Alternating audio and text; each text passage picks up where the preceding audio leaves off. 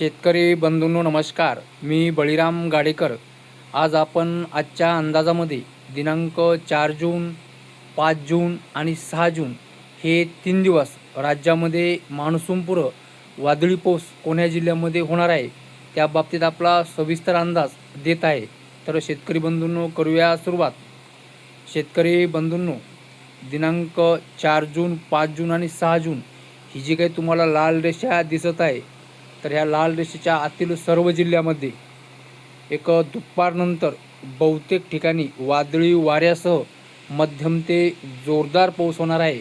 तर त्यामध्ये जिल्हे आहेत गडचिरोली, गोंदिया, भंडारा, चंद्रपूर, नागपूर, वर्धा, यवतमाळ, अमरावती, अकोला, वाशिम, बुलढाणा, हिंगोली, नांदेड, लातूर, धाराशिव, तसेच सोलापूरचा काही भाग, बीड, परभणी, जालना, तसेच जळगाव, छत्रपती संभाजीनगरचा पूर्व भाग, जळगावचा सुद्धा पूर्व भाग, त्यानंतर इकडे पालघर, ठाणे, रायगड, रत्नागिरी, सिंधुदुर्ग, कोल्हापूर, सांगली, सातारा, पुणे, तसेच नाशिकची पश्चिम साईड.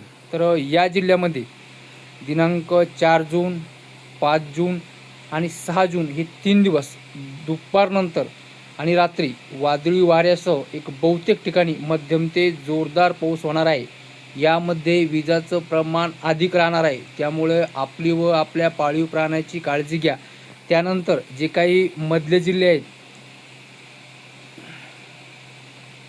ही जी तुम्हाला पिवळी रेषा दिसते, या ज्या पिवळ्या रेषेच्या आतील जे जिल्हे आहेत त्यामध्ये नंदुरबार, धुळे, नाशिक, अहिल्यानगर, छत्रपती संभाजीनगरची पश्चिम बाजू, सोलापूर, सांगलीची पूर्व बाजू, या जिल्ह्यामध्ये सुद्धा एक दुपारनंतरचा एक वादळी स्वरूपाचा एक मध्यम ते जोरदार पाऊस या जिल्ह्यामध्ये सुद्धा होईल. मात्र जे काही लाल रेषेच्या आतील जे जिल्हे त्या जिल्ह्याच्या तुलनेत या जिल्ह्यामध्ये पाऊस थोडा कमी होईल. तर शेतकरी बंधूंनो, आपण मागच्या अंदाजामध्ये दिनांक 7 जून ते दिनांक 13 जून या कालावधीमध्ये राज्यात एकूण हवामान कसे राहील हे सविस्तर माहिती दिलेली आहे.